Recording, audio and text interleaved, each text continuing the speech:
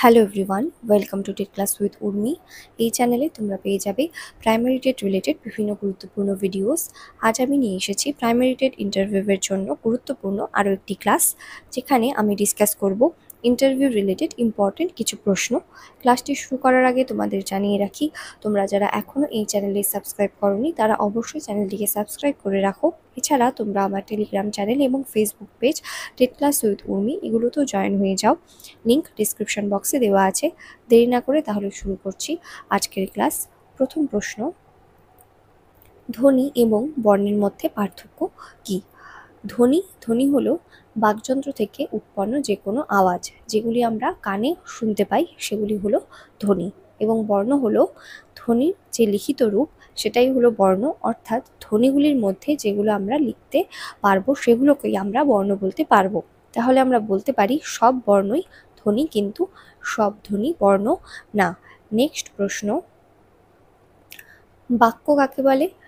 কয়েকটি শব্দ পরপর বসে যখন বক্তার মনের ভাব সম্পূর্ণরূপে প্রকাশ পায় তখন তাকে বাক্য বা সেন্টেন্স বলা হয়। অর্থাৎ কয়েকটি শব্দ পরপর বসবে এবং তার সাথে যখন বক্তার সেই মনের ভাব সম্পূর্ণরূপে প্রকাশ পাবে তখনই তাকে বাক্য বলা হবে, যাকে ইংলিশে বলা হয় সেন্টেন্স। নেক্সট প্রশ্ন, বাংলা ব্যাকরণে বাক্যের কটি অংশ ও কি কি? প্রতিটি বাক্যে দুটি অংশ থাকে, কর্তা বা উদ্দেশ্য এবং দ্বিতীয়টি হলো বিধেয়। উদ্দেশ্য কাকে বলে? কোনো বাক্যে যার সম্বন্ধে কিছু বলা হয় সেটাই হলো উদ্দেশ্য বা কর্তা, যাকে ইংলিশে সাবজেক্ট বলা হয়। যেমন একটি উদাহরণ দেওয়া আছে, রবীন্দ্রনাথ রাখি বন্ধন প্রচলন করেন। এই বাক্যটিতে রবীন্দ্রনাথ সম্পর্কে বলা হচ্ছে, তাই রবীন্দ্রনাথ এই বাক্যে হয়ে যাবে উদ্দেশ্য। এবং বিধেয় কাকে বলা হবে? উদ্দেশ্য সম্পর্কে বাক্যে যা বলা হয় সেটাই হলো বিধেয়। যেমন রবীন্দ্রনাথ রাখি বন্ধন উৎসব প্রচলন করেন, এই বাক্যটিতে রাখি বন্ধন উৎসব প্রচলন করেন এই অংশটিকে বলা হবে হলো বিধেয় বা ইংলিশে যাকে বলা হয় প্রেডিকেট। নেক্সট প্রশ্ন, আপনার মতে একজন শিক্ষকের সবচেয়ে কঠিন কাজ কি? এটা এভাবে উত্তর দেওয়া যেতে পারে যে সব ধরনের শিক্ষার্থীদের, অর্থাৎ উচ্চ, মধ্য, নিম্ন এই সব মেধাবীদের এবং বিশেষ চাহিদা সম্পন্ন যেসব শিক্ষার্থীরা রয়েছে তাদের একই সাথে একই ক্লাসরুমে যে পড়ানো সেটাই এক সবচেয়ে বড় কঠিন কাজ। এবং এক্সট্রা যদি বলতে চাও তোমরা সেক্ষেত্রে বলতে পারো একটি ক্লাসের মধ্যে বিভিন্ন শিক্ষার চাহিদা সম্পন্ন শিক্ষার্থীরা থাকে, তাই তাদের লার্নিং স্টাইল আলাদা হবে, তাদের যে অ্যাবিলিটিসটা সেটা আলাদা হবে এবং তারা ব্যাকগ্রাউন্ডও আলাদা হয়ে থাকে। তাই তাদের যে ইন্ডিভিজুয়াল যে নিডস সেগুলোকে বোঝা এবং তার পাশাপাশি তাদের সেই চাহিদাগুলোকে পূরণ করা, এটাই কিন্তু একটা বিরাট বড় চ্যালেঞ্জ বলে মনে করি আমি। এভাবে উত্তর দেওয়া যেতে পারে। নেক্সট প্রশ্ন, ডিএলএড এর পুরো অর্থ কি? সঠিক উত্তর ডিপ্লোমা ইন এলিমেন্টারি এডুকেশন, যেটাকে প্রাথমিক শিক্ষায় ডিপ্লোমা বলা হয়ে থাকে। নেক্সট প্রশ্ন, ডিএলএড এ এলিমেন্টারি এডুকেশন এই কথাটির অর্থ কি? এলিমেন্টারি এডুকেশন বা প্রাইমারি এডুকেশন, যার অর্থ হলো প্রাথমিক শিক্ষা। এই প্রাথমিক শিক্ষা হলো শিক্ষার প্রথম স্তর, যেখানে 6 থেকে 14 বছর বয়সী যেসব শিশুরা রয়েছে সেই শিশুদের ক্লাস 1 to 8 পর্যন্ত বিনামূল্যে বাধ্যতামূলক শিক্ষা প্রদান করা হয়ে থাকে, যার ফলে শিশুদের যে মৌলিক শিক্ষাগত যে যোগ্যতা সেটা তাদের তৈরি হয়। এবং এই যে প্রাথমিক শিক্ষা, যেটাকে এলিমেন্টারি এডুকেশন বলা হচ্ছে, সেটা প্রত্যেকটি শিশুর একটি মৌলিক অধিকার এবং যা প্রত্যেকটি শিশুকে অ্যাপ্রোপ্রিয়েটলি অর্থাৎ যথাযথভাবে এবং সার্বজনীনভাবে অর্থাৎ ইউনিভার্সালি দিতে হয়। নেক্সট প্রশ্ন, শিক্ষণ অর্থাৎ টিচিং এবং শিখন অর্থাৎ লার্নিং, এই শিখন এবং শিক্ষণ কাকে বলে? শিক্ষক যা করেন বা পড়ান সেটাই কি শিক্ষণ বা টিচিং, এবং শিক্ষার্থীরা যা করে বা শেখে সেটাকেই বলা হয় শিখন বা লার্নিং। এবং এই শিখন হলো একটি কৃত্রিম মানসিক প্রক্রিয়া যার দ্বারা শিক্ষার্থীরা অভিজ্ঞতা লাভ করে এবং তাদের আচরণের পরিবর্তন ঘটায়। এবং শিক্ষণ হলো যার দ্বারা শিক্ষার্থী শিখনে সহায়তা লাভ করে এবং এই আচরণ ধারার পরিবর্তন ঘটায়, সেই পদ্ধতিটিকে বলা হবে হলো শিক্ষণ। নেক্সট প্রশ্ন, কিছু ফুল ফর্ম দেওয়া আছে, সেই ফুল ফর্মগুলো দেখে নেব।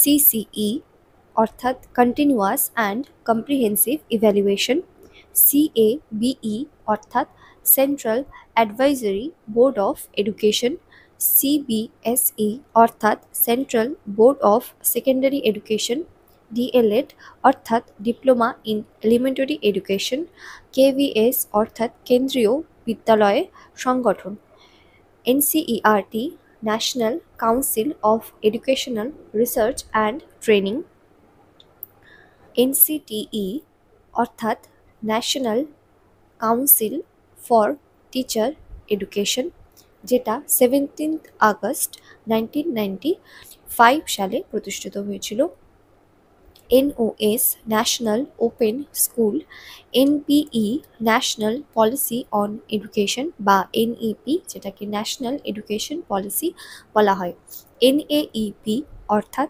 National adult education programme, DPSC district primary school council. Next RTI অর্থাৎ রাইট টু ইনফরমেশন অ্যাক্ট যেটা হয়েছিল 2005, আরটিই অর্থাৎ রাইট টু এডুকেশন অ্যাক্ট অর্থাৎ right of children to free and compulsory education যেটা হয়েছিল 2009-এ, NCF national curricular framework, SSA Sarva Shiksha Abhiyan, UEE universalisation of elementary education এবং WBBPE West Bengal board of primary education. Next প্রশ্ন, শিক্ষার অধিকার আইন কি? শিক্ষার অধিকার আইন যেটাকে ইংলিশে বলা হয় হলো রাইট টু এডুকেশন অ্যাক্ট বা আরটিই 2009। এই শিক্ষার অধিকার আইন হলো 6 থেকে 14 বছর বয়সী যেসব শিশুরা রয়েছে সেই সমস্ত ভারতীয় শিশুদের বিনামূল্যে এবং বাধ্যতামূলক প্রারম্ভিক শিক্ষা বা যেটাকে এলিমেন্টারি এডুকেশন বলা হয় সেই প্রারম্ভিক শিক্ষা প্রদান করা। সব পিতামাতা বা অভিভাবক তাদের সন্তানদের বিদ্যালয়ে ভর্তি করতে তাই এটা আইনতভাবে বাধ্য থাকবেন এবং এই আরটিই আইন কার্যকর হয়েছিল 1 এপ্রিল 2010 সালে। নেক্সট প্রশ্ন, স্বাধীনতার পর প্রথম কোন রাজ্যে মিড ডে মিল চালু হয়? সঠিক উত্তর তামিলনাড়ু রাজ্য। নেক্সট প্রশ্ন,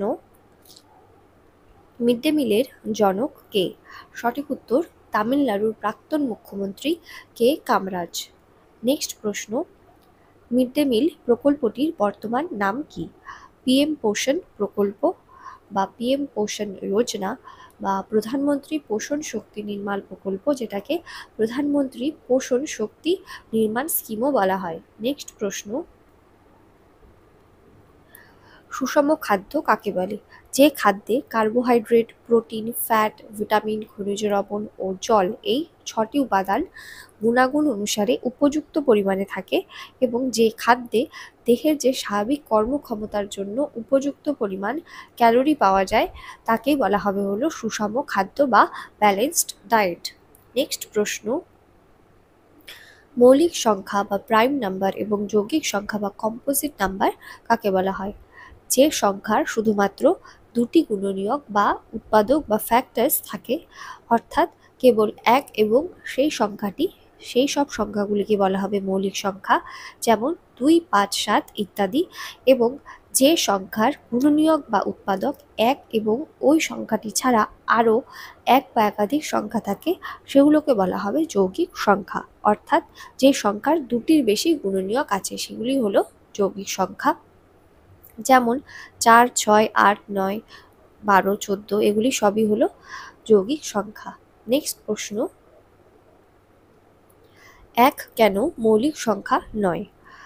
এক মৌলিক সংখ্যা নয় কারণ যদি কোনো সংখ্যার শুধুমাত্র দুটি উৎপাদক বা ফ্যাক্টরস থাকে তাহলেই সেই সংখ্যাকে আমরা মৌলিক সংখ্যা বলতে পারি, কিন্তু যেহেতু একের দুটির কম উৎপাদক বা ফ্যাক্টর আছে তাই এক একটি মৌলিক সংখ্যা নয়। আবার এক মৌলিক সংখ্যা যৌগিক সংখ্যা কোনোটাই নয়, এক হলো একটি পূর্ণ সংখ্যা বা ইন্টিজার। নেক্সট প্রশ্ন, স্কুলের কোনো বাচ্চা যদি তোতলামি করে কথা বলে বা তার কথা স্পষ্ট না হয় তাহলে তুমি কি করবে? এভাবে উত্তর দেওয়া যেতে পারে যে আমি প্রথমে নিশ্চিত করব যে শিক্ষার্থী যেন কমফোর্টেবল ফিল করে, এবং সে যখন কথা বলবে তখন তাকে না থামিয়ে তার প্রতিক্রিয়া জানার জন্য তাকে অতিরিক্ত সময় দেব, এবং আমি ধৈর্য ধরে তার যে সম্পূর্ণ বাক্য সেটা শুনবো, এবং তাকে চোখে চোখ রেখে কথা বলতে উৎসাহিত করব। তার আত্মবিশ্বাস তৈরি করার জন্য তাকে ইতিবাচক কথা বলে সাহস দেব, এবং তাকে প্রতিটি আওয়াজ ধীরে ধীরে এবং চাপ দিয়ে বলার অভ্যাস করাবো। নেক্সট প্রশ্ন, ভূগোলের জনক কাকে বলা হয়? এরাটোস্থেনিস। এই এরাটোস্থেনিসকে বলা হয় ভূগোলের জনক, এবং তার যে কাজ ছিল যার জন্য তাকে ভূগোলের জনক বলা হচ্ছে সেটা ছিল হলো পৃথিবীর পরিধি নির্মূলভাবে গণনা করা। এবং ভারতীয় ভূগোলের জনক বলা হয় জেমস রেনেলকে। তিনি এই ব্রিটিশ সেনাবাহিনীর দেওয়া ভৌগোলিক তথ্য দিয়ে ভারতীয় যে উপমহাদেশ, সেই ভারতীয় উপমহাদেশের সঠিক মানচিত্র প্রথম কিন্তু তৈরি করেছিলেন, যেটা হিন্দুস্তান বা মুঘল সাম্রাজ্যের মানচিত্র নামেও পরিচিত ছিল। আরও কিছু তথ্য, আধুনিক অর্থনীতির জনক কাকে বলা হয়? পল স্যামুয়েলসনকে। আধুনিক রসায়নের জনক বলা হয় অ্যান্টুইন ল্যাভাইশিয়ারকে। ইতিহাসের জনক বলা হয় হেরোডোটাসকে। নেক্সট প্রশ্ন, পলাশির যুদ্ধ কত সালে সংঘটিত হয়েছিল? 1757 সালে 23শে জুন। এবং এটা কাদের মধ্যে সংঘটিত হয়েছিল? এই যুদ্ধ বাংলার যে শেষ স্বাধীন নবাব ছিলেন সিরাজউদ্দৌলা এবং ওনার যে ফরাসি মিত্ররা ছিলেন তাদের সাথে ব্রিটিশ ইস্ট ইন্ডিয়া কোম্পানির, যেটা রবার্ট ক্লাইভের নেতৃত্বে হয়েছিল, এই পলাশি নামক স্থানে এই যুদ্ধ সংঘটিত হয়েছিল। নেক্সট প্রশ্ন, বর্তমানে পশ্চিমবঙ্গের শিক্ষামন্ত্রী কে? মাননীয় শ্রী ব্রাত্য বসু মহাশয়। এবং কেন্দ্রীয় শিক্ষামন্ত্রী হলেন মাননীয় শ্রী ধর্মেন্দ্র প্রধান মহাশয়। নেক্সট প্রশ্ন, উৎসশ্রী প্রকল্প কি?